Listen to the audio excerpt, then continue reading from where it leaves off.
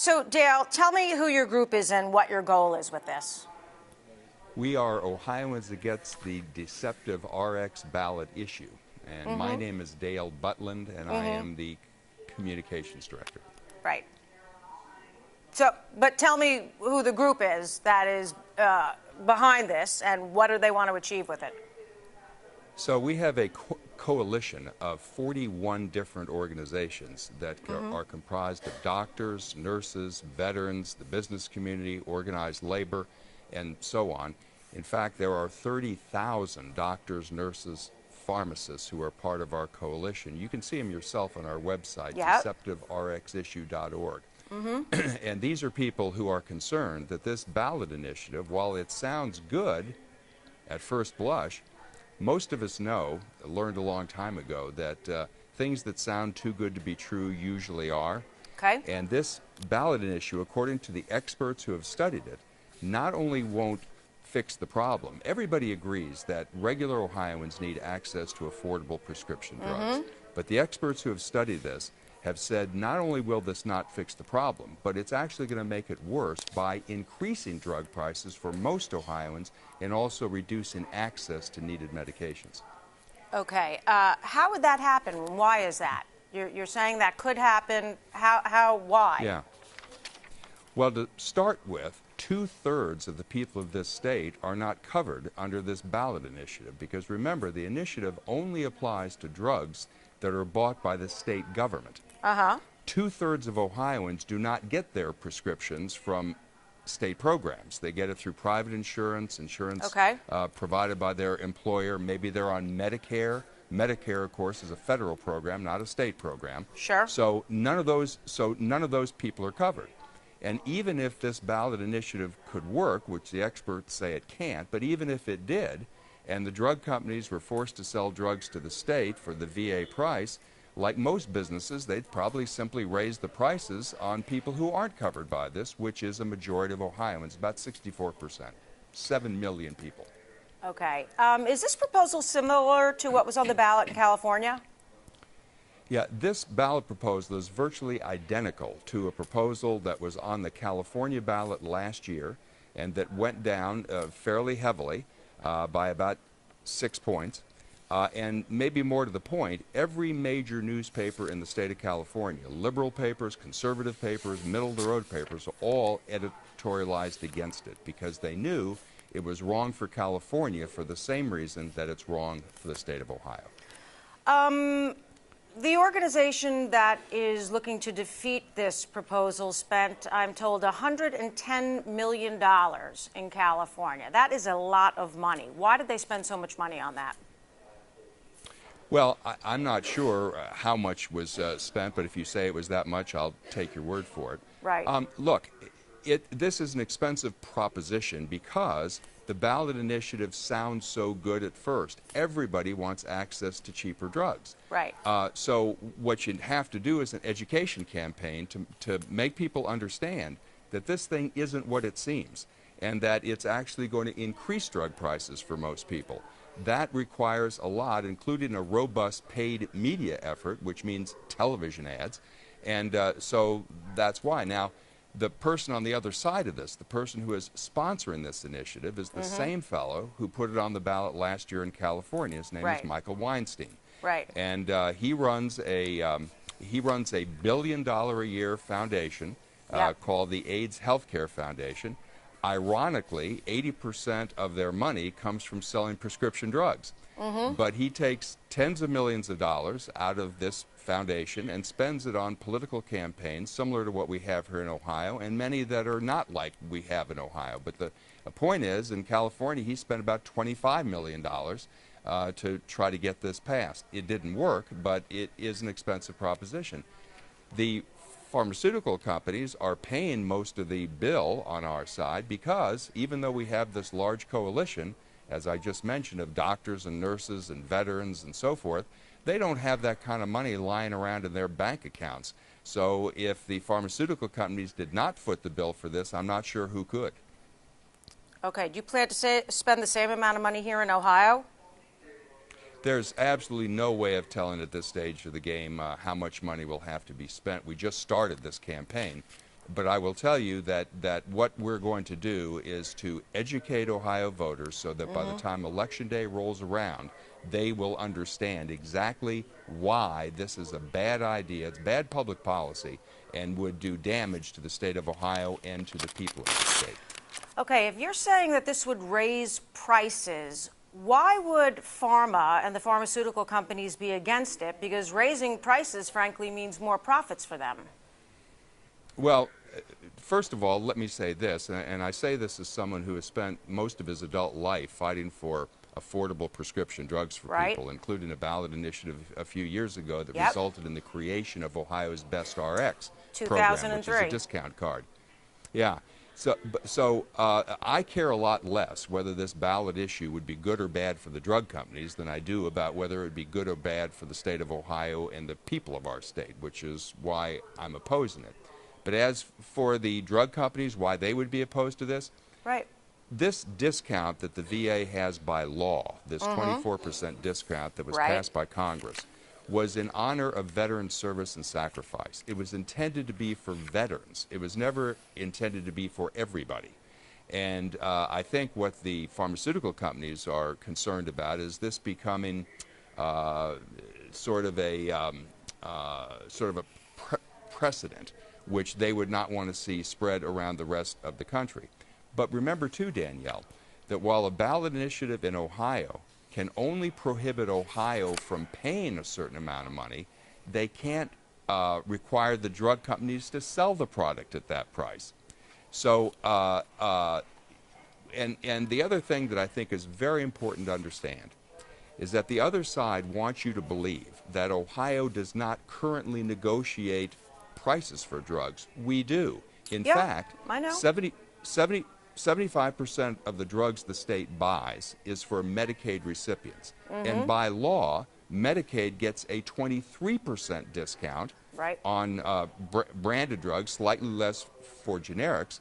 But the bottom line is that the 3 former Ohio Medicaid directors who have looked at this and served under both Democratic governors and Republican governors say that while we can't know exactly what the VA pays because there are additional discounts that the VA negotiates, just like Ohio does, we negotiate for additional discounts beyond the 23% mandated discount that we get. But the Medicaid directors say we're already paying pretty close to the VA price for 3/4 of the drugs we buy. So when the other side says, oh, passing this is going to save taxpayers $400 million, well, that's preposterous. I'd like to know where they get that number, and I hope somebody in the news media will ask them.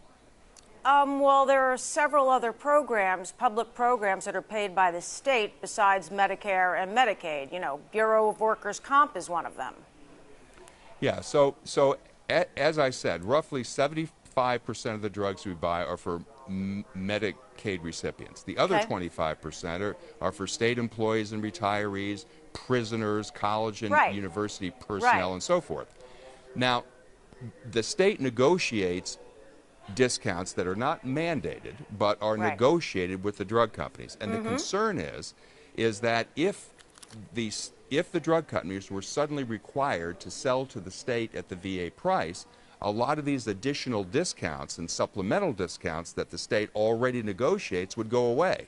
And if that happens, the Medicaid directors say that will increase what Ohio pays for drugs by tens of millions of dollars a year. Okay, going back to my question that I asked before, and you talked about, you know, what you believe and your goal to lower prices, that's not necessarily in line with what the pharmaceutical companies want. And again, raising prices, which your group says this will do, means more profits for them. So why would they be spending $110 million to fight a proposal that is going to put more money in their pockets?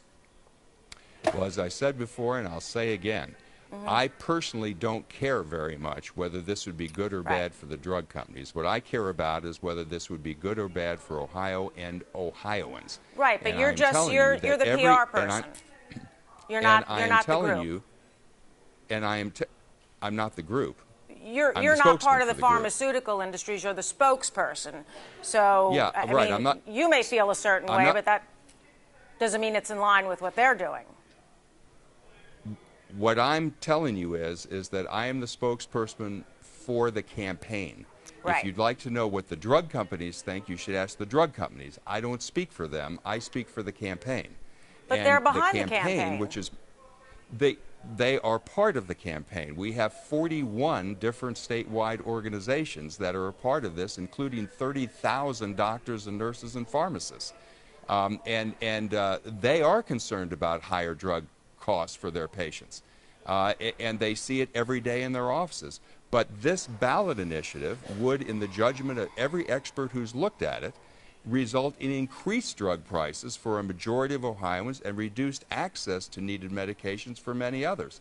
That's why people are opposed to it on our side. That's why we have the coalition we do.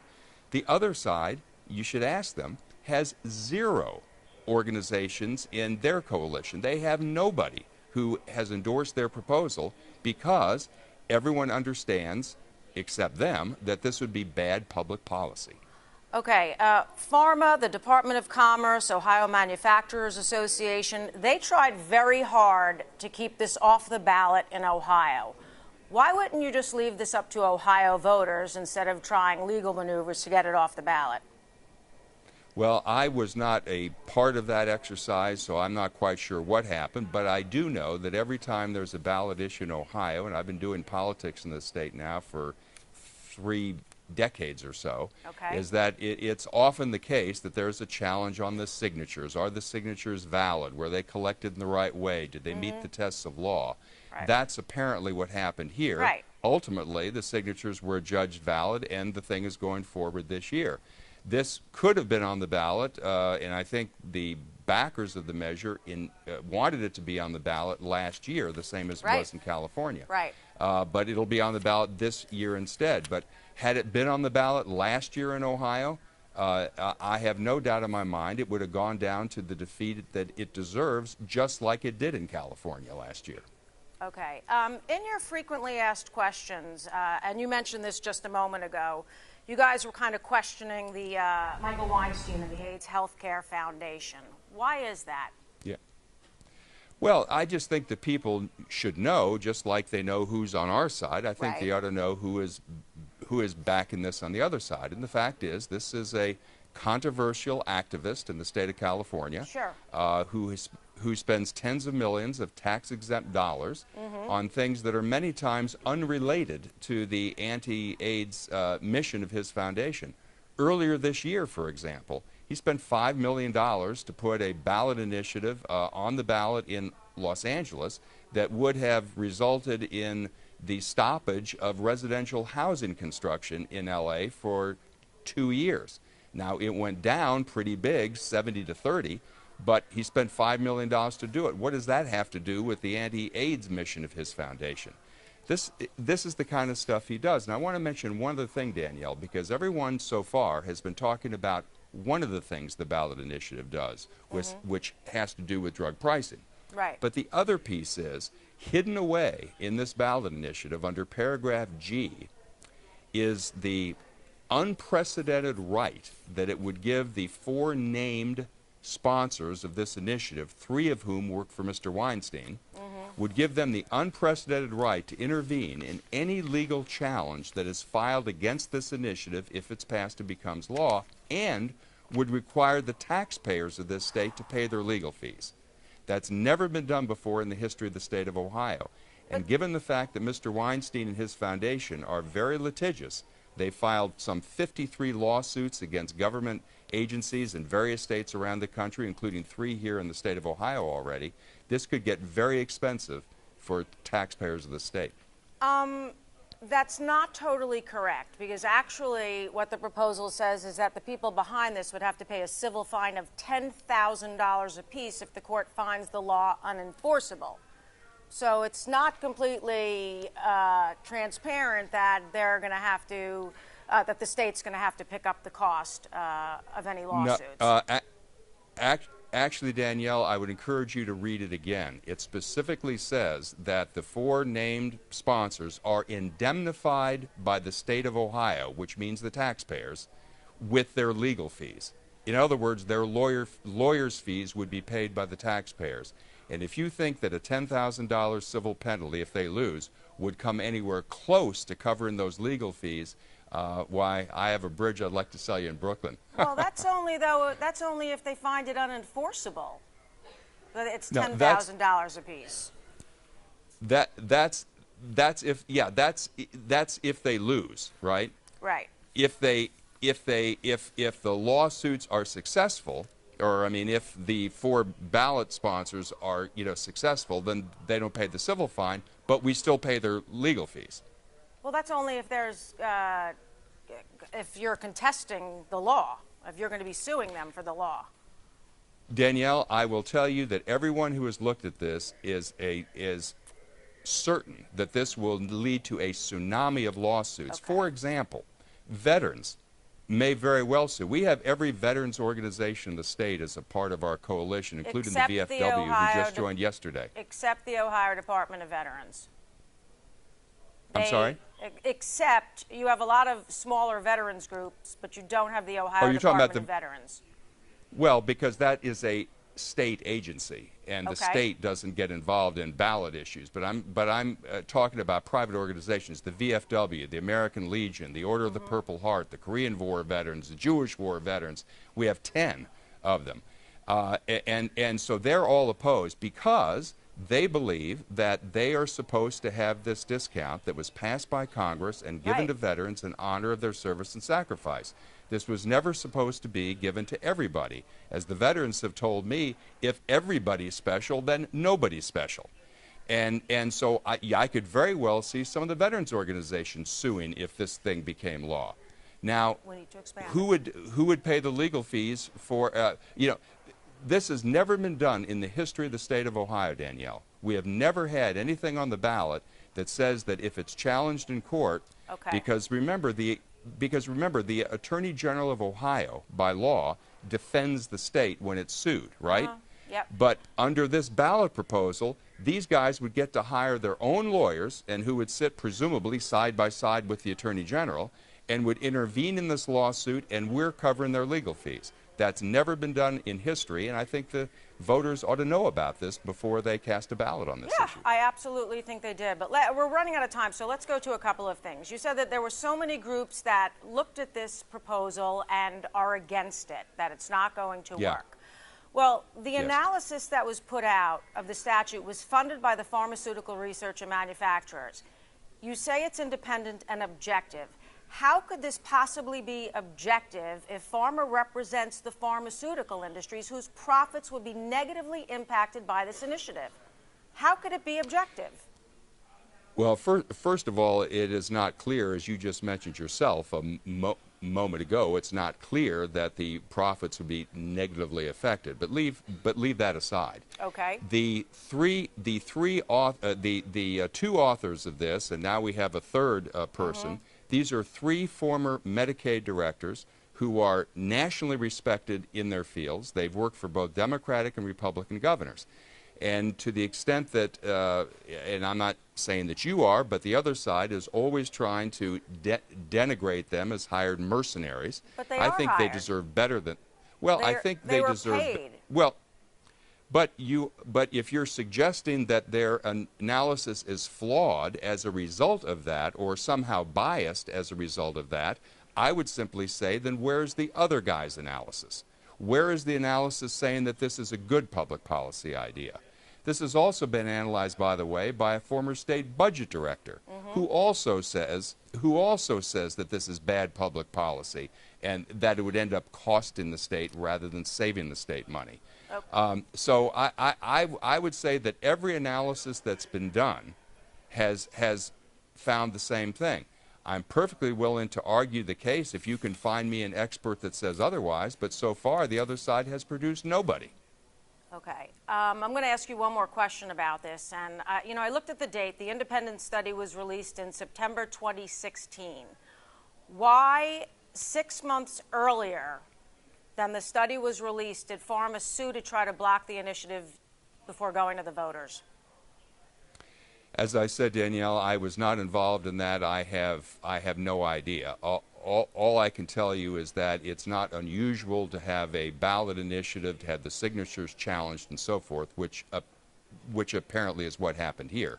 But I don't think that has anything to do with the veracity of the study. I haven't found, and I think this is fair to say, that the other side has not challenged anything that's in the study. Everything there is pretty carefully footnoted. It's referenced.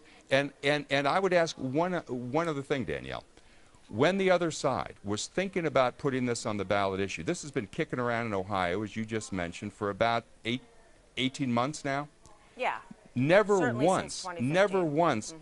never once has Mr. Weinstein or any of the ballot sponsors ever gone to any expert here in the state. They've never gone to the state itself. They've never gone to the Medicaid department. They've never gone to any affected entity to say, would this work? What do you think about this? Is there some way that we could do it better? They haven't had one discussion with any legislator, with any state agency, with any organization, with any doctors, any nurses, nobody. They just put it on the ballot, and then they complain when the experts look at it and say this is not a very good idea. But these are things they could have learned a long time ago had they had any interest in doing that. Okay, let's go back to then quickly Michael Weinstein, and then we'll talk about prices and access to. You talk about him and all the money that he spent to defeat this measure and all the lawsuits that he files. But why would an agency whose mission is to reduce prices of HIV and AIDS drugs be in support of something that would increase those prices? I mean, this is a guy who his agency treats 600,000 people in 36 countries. This is his sole mission. Why would he want something that is going to hurt the people who need to buy the drugs? Well, first off, it should be the sole mission of his foundation. I'm not sure it is, as I just indicated to you before, because Mr. Weinstein spends tens of millions of dollars on many things that are unrelated to that. But there's no question that the AIDS Healthcare Foundation has done some good work in the past, and they are continuing to do good work around actually the world on this subject. But let's remember how this becomes a billion-dollar foundation. Mr. Weinstein buys these anti-AIDS and HIV drugs at a very reduced price in something called the 340B program. Okay. So he buys them at a very reduced rate, but those discounts are not passed on to the people he treats. When he charges insurance companies and so forth for the treatments, he bills them the full amount, and the difference between what he paid for the drug and what he's selling them for goes into his foundation. That's how it becomes a billion-dollar foundation. It's also worthy of note that So this ballot initiative. You're saying his patients don't get any discounts on their drugs? We can find no evidence that those discounts are passed on to his patients. If they were, if he were giving those drugs out at the same cost or slightly above the same cost that he buys them for, he wouldn't have a billion-dollar foundation. Well, AIDS is a pretty big issue worldwide, and if you're treating people in 36 countries and 600,000 of them, why would you have such a response to your company if you were doing stuff that was kind of questionable in terms of pricing? I'm not suggesting that he's doing anything illegal or wrong. I'm simply saying that's how you build up a billion-dollar foundation is because there's a lot of money that he is saving, for want of a better term, between what he's buying the drugs for and what he's selling them for. And then all that excess goes into his foundation. That's how it becomes a billion-dollar foundation. Okay. But let's be clear about one thing. Even if this ballot initiative passes, it will have no effect on the price of HIV drugs in the state of Ohio. Ohio is already part of a multi-state collaborative that negotiates the best possible prices for HIV drugs. And as a matter of fact, the experts say that we're buying those drugs now for less than the VA pays for them right now. So there's no evidence at all that passing this initiative would have any effect on the price of HIV/AIDS drugs in this state. So you're telling me that they can buy HIV and AIDS drugs at less than the VA can buy? Yes, that appears to be the case, and that is in the study that you just referenced. Okay. The study, which, as I brought up, was funded by the pharma industry. But part of this is going to possibly raise the price to vets. Yes. Is the pharmaceutical company really going to turn around with all the negative press that they've had and raise the price to veterans? I mean, just from an optic standpoint. No, understand that. No, understand how And by how law this they works. can't. By law they can't. No. Okay. And you had Danielle, said here's this the was way. done. And you had said this was done for the veterans, in honor of their service. Well, it wasn't because Big Pharma decided, oh, let's be good to the vets. I mean, the government passed a law saying you had to give it to them for that price. May I talk now? Yep. Go ahead. All right. What you are referring to is the 24% mandated discount that's in law. Right. But that's not the lowest price the VA pays, because in addition to that 24% mandated discount that isn't going to go away, you're absolutely right. That is mandated by law. But in addition to that, the VA negotiates additional discounts with the drug manufacturers. Additional discounts, rebates, and so forth, which means that the VA's lowest price is much lower than that 24% discount.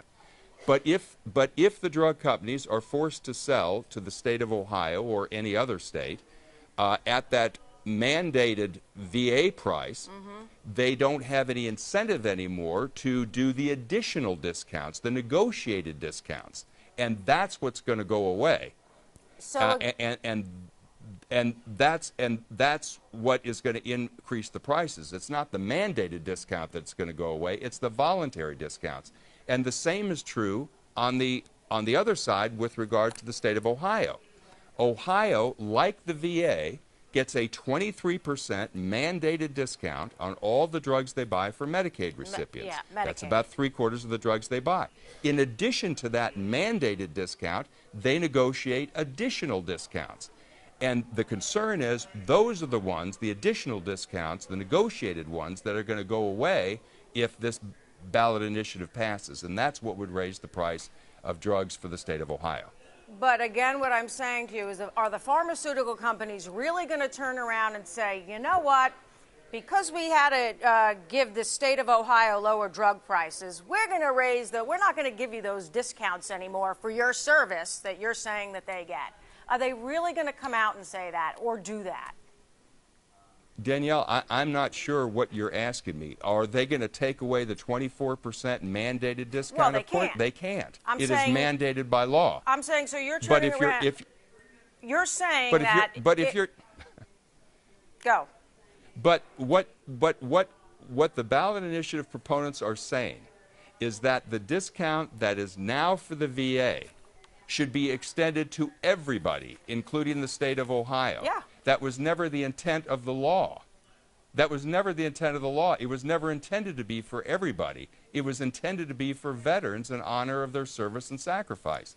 And if everybody's special, Danielle, nobody's special. Right? It's like a restaurant. If a restaurant says, for veterans, we're going to give a 20% off their dinner bill. And then everyone comes and says, well, wait a minute, if you're going to give that to veterans, then I want that too. Well, why do they give it to Medicaid or Medicare? Why do they give a discount to Medicare or Medicare?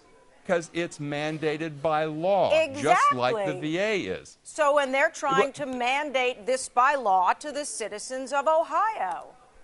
But it is mandated for Medicaid recipients, not for everybody. And the voluntary discounts, the negotiated ones that are not mandated by law, those are what possible incentive would the drug companies, or frankly any other company selling anything, have to negotiate additional discounts if they're required to give a mandated discount that's supposed to be for one group to everybody? I mean, a restaurant wouldn't do that. But on the same thing, if the state won't buy for the price that you want to sell it at, you're going to say the farms are just going to walk away from all that business? I mean, that's just not plausible. They could take their business to other drug manufacturers. Well, first of all, you have to look at what what Ohio buys in terms of drugs is less than 5% of all the drugs that are bought by states. If you look at all the state purchases of drugs, Okay. what is sold in Ohio is less than 5%. It's Okay. about 4.8%. Then what are they so worried It about? is not it is not clear to me that the drug companies would be interested in continuing to sell drugs at this price, which they're not mandated to do, because No. remember, as I said before, all the ballot issue can do is prohibit the state from paying more than a certain price. But it can't force the drug companies to sell the product at that price. So it's not clear to me that the drug companies wouldn't say, you know, this is not a precedent that we care to set, and so we won't sell the drugs at that price. Because it's going to and then reduce what their does Ohio do? profits. And then what does Ohio do at that point if we can't get the drugs? But we have a law in place saying that we can't pay more than the VA price. What if Ohio cannot negotiate that price with the drug companies? Then what? Okay, so tell me which manufacturers are going to say, well, we're not going to give it to you for that price. Tell me which, you represent this industry, which drug manufacturers are going to come out and Danielle, say, we're not going to give you that price? I do not represent the industry, Danielle. I represent the campaign. If you'd like to talk to the industry, I'm sure I can find somebody who would be willing to do that for you. You represent the campaign, but right which now, is I'm talking funded- about the campaign. You represent the campaign, which is mostly funded by the pharmaceutical industry. So the pharmaceutical industry that this campaign is being funded by, I'd like to know which manufacturers are going to come out and say, we're not giving the VA any more discounts, and because we have to give Ohio a lower price, we're not going to give you discounts anymore. In fact, we might not even sell to you. Who is going to come out and say that? I'd like to know the drug company. Danielle, I don't know the drug companies. I don't represent the drug companies. I don't speak for the drug companies. I am just telling you what the experts have said. The experts who have studied this have all come to the same conclusion. Now, if you want to challenge them, fine, but I can't give you the name of drug companies because I don't represent the drug companies. But you're representing the campaign, which is being funded by manufacturers. So if these we have 41. Danielle, I also represent in this coalition. We have 30,000 doctors and nurses and pharmacists. I don't speak for the doctors. I don't speak for the Ohio Medical Association or the Ohio Nurses Association or the Ohio Pharmacists Association. They are all members of this coalition too. But if you want to know why they have opposed the thing, I suggest you talk to them. I have actually, and they're not members of the coalition. They're just saying they're not behind the proposal. I beg your pardon, Danielle. They have signed on to the coalition, and you can see it. And you can see it on our website. They are part of the Vote No coalition. Well, yeah, but they're not contributing to it. And the organization that I spoke to, specifically NAMI of Ohio, said they just have concerns based on the many presentations that were given to them. So they're really doing it because they're scared versus the fact that they support it, and said they were very open to hearing other suggestions and proposals. Well, I will take your word for it, Danielle, that they are motivated by being scared. I have never heard that, but if that's your take on it, but fine. Yeah, I spoke directly to them because I wanted to know, why are you against this proposal? And that is what they told me. And they said because we're scared? Yeah, they're worried that their patients will not get the drugs that they need or that their prices will increase. That is exactly what they told me. That's exactly what I've been telling you too. But for some reason, you won't accept it from me. What I'm saying, the reason why I'm having difficulty in accepting this is because, first of all, there's no proof that's going to happen. It's all, it may happen. And second of all, the analysis, again, that says that this is maybe going to happen was funded by the pharmaceutical industry, who has an incentive to keep prices up. They don't want to decrease their prices.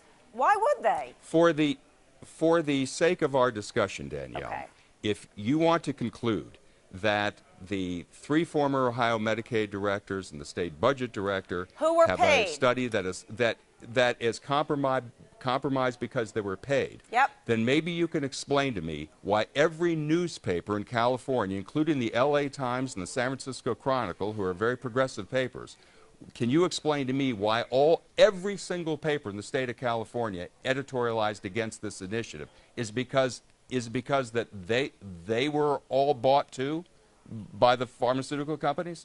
Or do you think that maybe there may be something wrong with this proposal?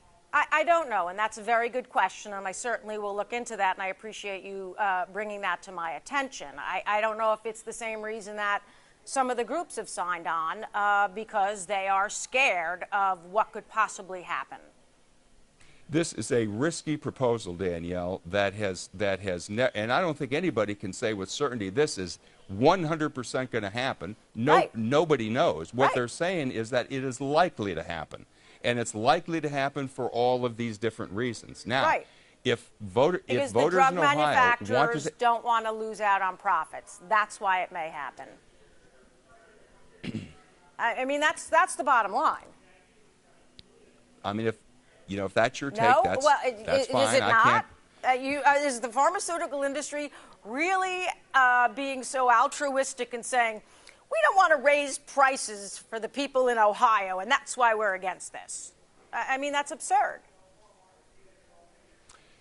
What I have told you, and I'll say it once more, Okay. is that the pharmaceutical companies do not want to set a precedent of having to Yeah. sell prescription drugs to states for the same price that it is mandated by Congress that they sell to veterans to.